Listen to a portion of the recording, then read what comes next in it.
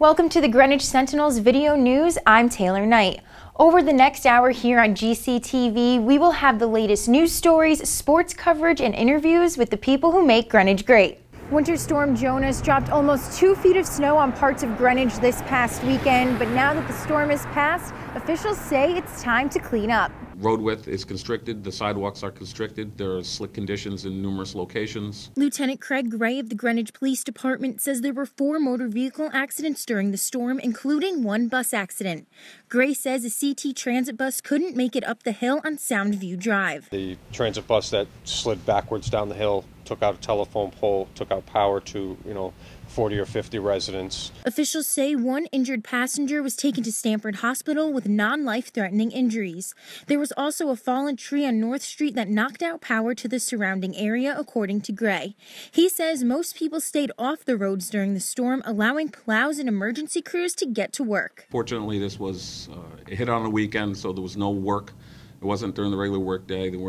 Schools weren't in session, so there was just a natural less amount of people that had to be someplace. And just because Jonas has passed doesn't mean it's all over in Greenwich. Residents are now tasked with shoveling. Gray says you have 24 hours after the last snow has fallen to get your sidewalks cleared. If the roadway is restricted in any way because of the snow, and then you have a pedestrian in the snow and drivers driving, that's just a recipe for disaster. We encourage all the homeowners and business owners, if you have a fire hydrant near your property, take the time and shovel it out. It'll really help us out. Assistant Chief Robert Kick of the Greenwich Fire Department also wants to make sure residents clear out a path to the front and back entrances of their houses. In the event there is a fire or a rescue scenario at your structure, the firefighters need to be able to get around your home. So again, I don't shovel all the way around my home, but I do shovel the back walk and the front walk clear, so there is a front, a good clear path to all the exits. Officials also say that you should be aware of the possibility of sun glare off the bright snow and black ice due to melting and refreezing. The Department of Public Works will be continuing to clear snow off the road, so be on the lookout for no parking signs.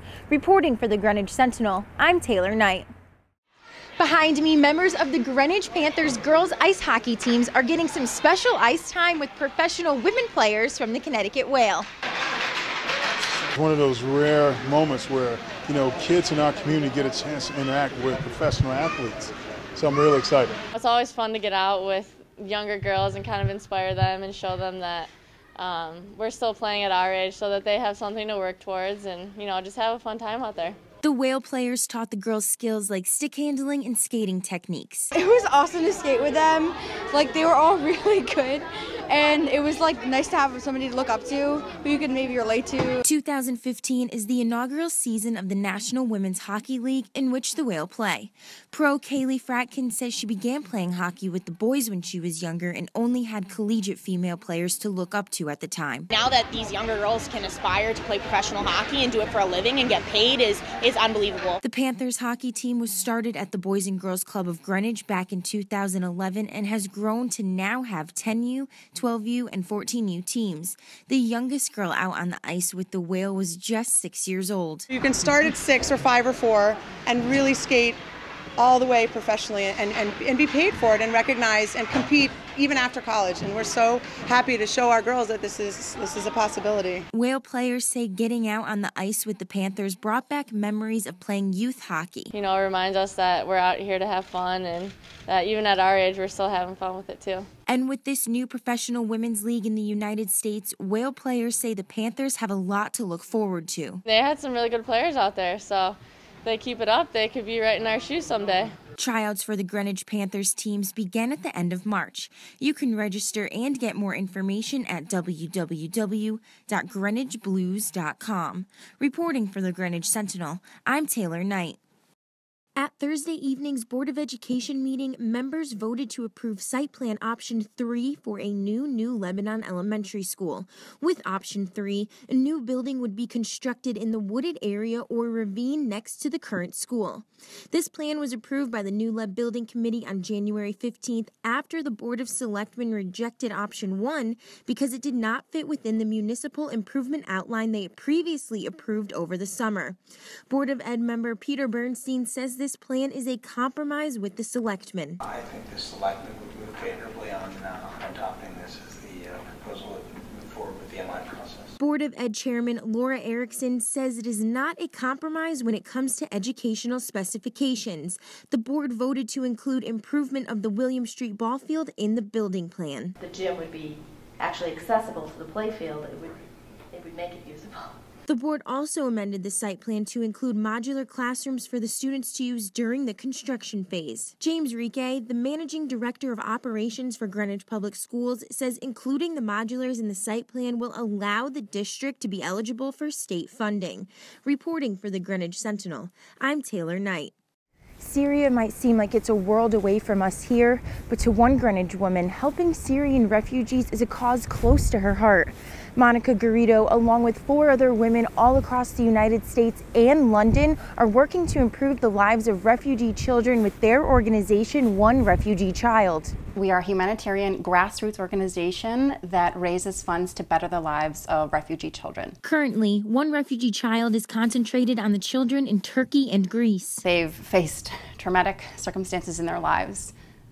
Their country is at war. They can't sleep at night because there's bombings, there's shellings, their neighbors are getting killed, and the parents choose to leave. They have no choice. So to choose to put your kids in danger, to leave something that's even worse, it's just, they have no choice. They have no choice but to make this dangerous trip from where they are to potentially a better life. Garrido says refugees pay large amounts of money to take a raft out and away from danger.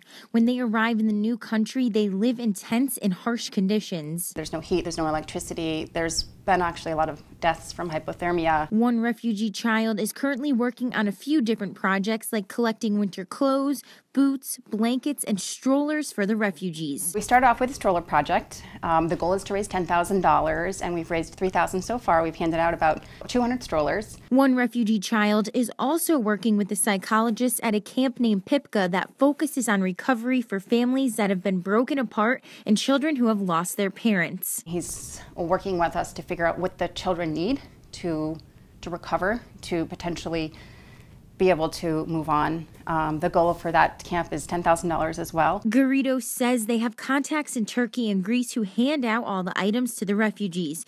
She believes the women involved in this organization are passionate about these children because they are all moms. What if it were me? What if it were my children? What if right now there were a catastrophe outside and I had to just pick my kids up and walk out the door and go, get on a boat? So we're all driven beyond something that you can really put into words. You can help refugee children by going to www.onerefugeechild.org and donating to the project of your choice or starting a fundraising campaign.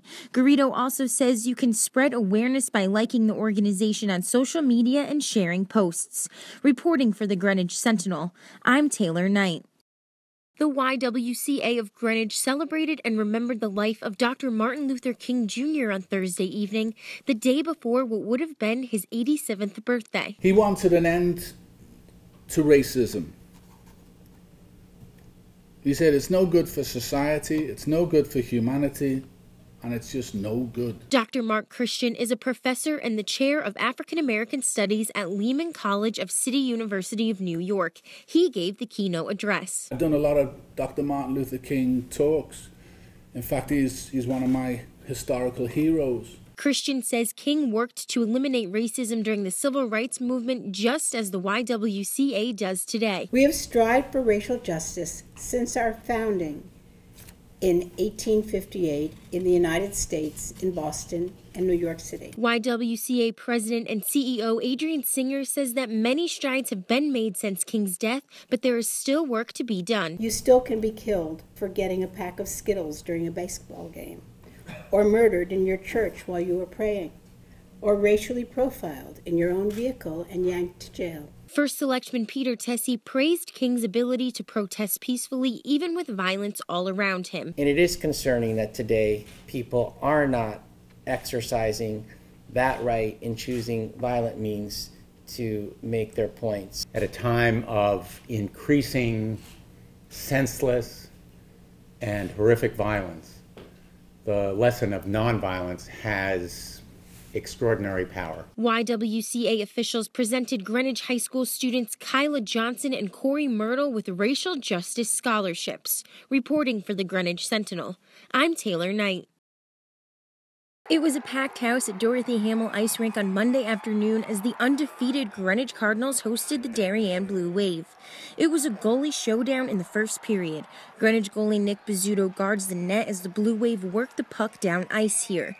Blue Wave goalie David Voigt also has a few nice saves in the first. Here he blocks this power play shot from Cal McKinney to keep it scoreless.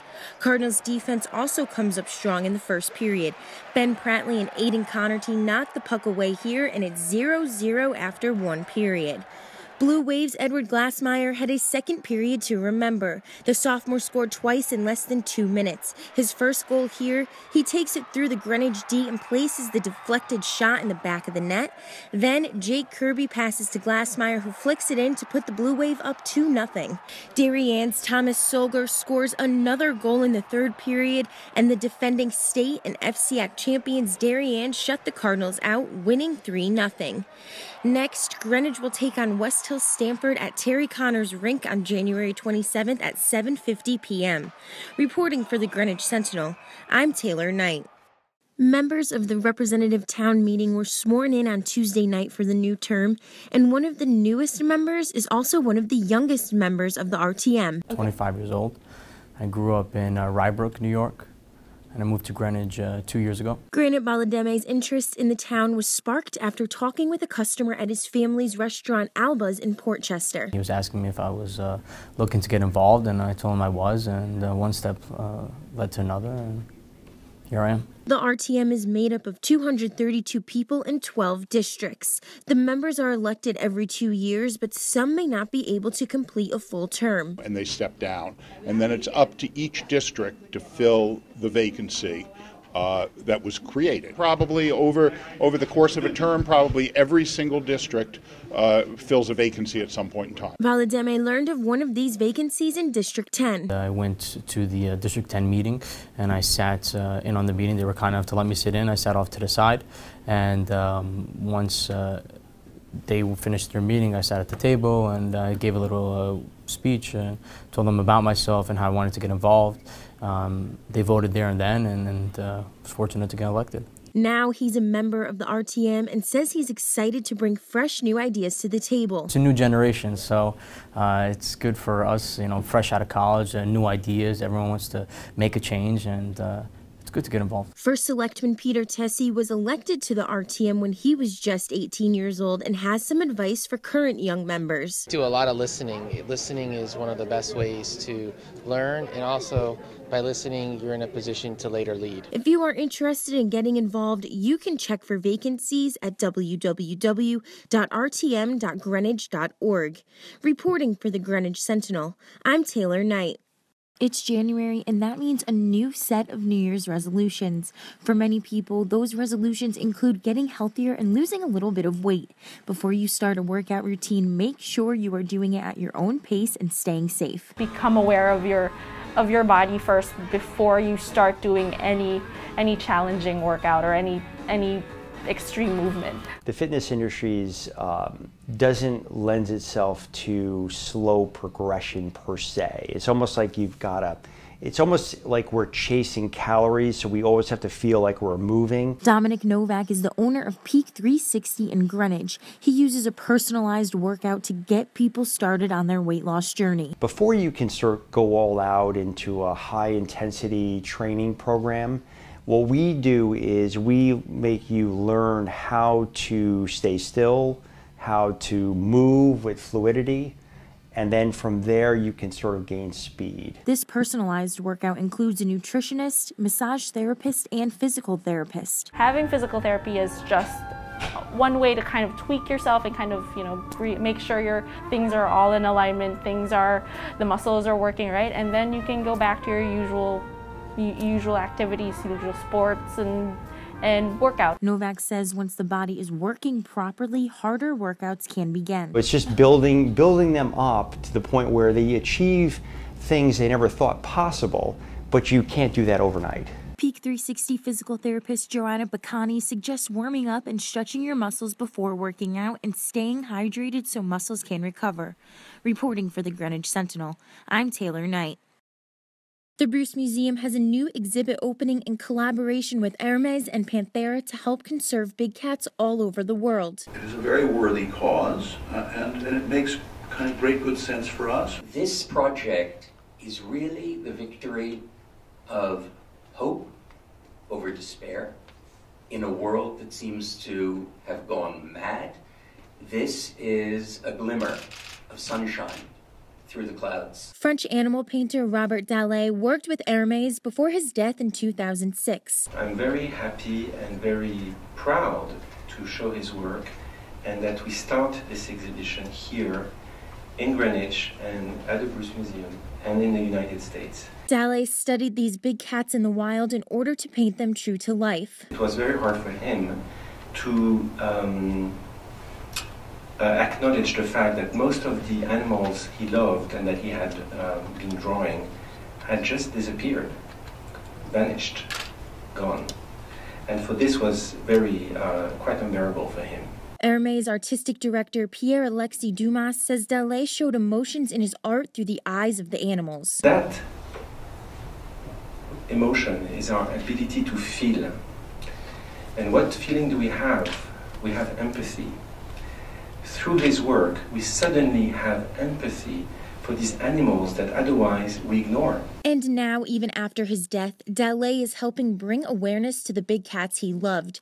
Proceeds from an auction of his Hermes art will go to the big cat conservation organization Panthera. Our mission is nothing less than to save all 38 species of wild cats and the ecosystems in which they live.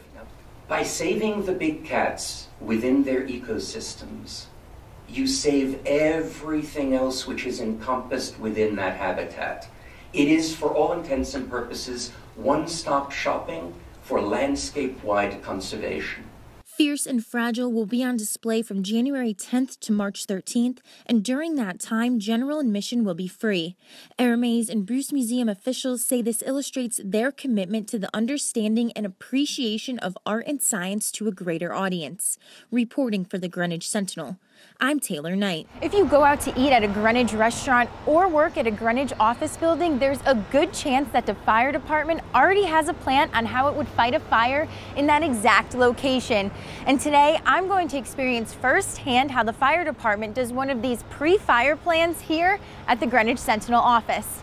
It's a great opportunity for our personnel to get into these buildings, to take a look around under normal conditions and learn. During the pre-plan, firefighters answer over 100 questions about the property and look for things like emergency exits and controls for gas, electric, and water. We're just trying to find the water shutoff, but I don't think it's down here. All of the information is stored in this tablet that can perform many tasks such as GPS tracking, internet searches, and locating fire hydrants. When they're en route here, they can tell where the hydrants are so they can plan their routes coming in to be able to establish a water supply. The tablets make information easily accessible to firefighters during an emergency situation. It pulls up all the information that we just typed in, and we have tabs here that I can hit to easily access, move through the program to get the pertinent information that I may need. Pre-plans not only help firefighters prepare for emergencies, they allow them to become familiar with the Greenwich community. We want our people out interacting with the business owners and building relationships, and it's a great opportunity. So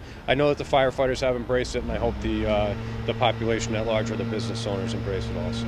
And officials want to stress that these pre-plans are different than fire marshal inspections. These people aren't there to do an inspection for code compliance. They are there to learn about the building, about any issues in the building that may prevent us from rescuing you or putting the fire out. If you'd like to request one of these pre-fire plans, contact the fire department directly. Reporting for the Greenwich Sentinel, I'm Taylor Knight. We would like to thank Greenwich Community Television for their dedication to the community and for allowing us to share our content with you.